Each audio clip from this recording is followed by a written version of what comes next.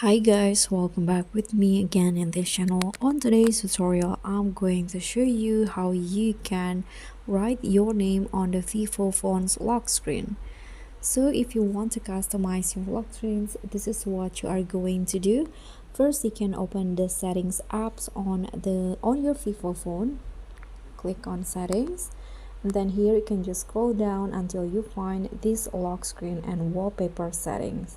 Just click on that and go to the lock screen settings, and in here if you can just click on the custom lock screen, then you'll see this is my lock screen, and you can just here click on this add quick information to add your name.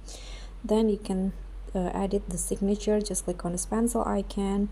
Now you can just add the text on your lock screen. For example, you want to write your name here.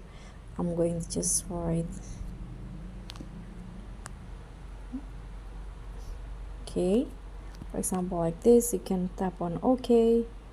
Now you can just go back.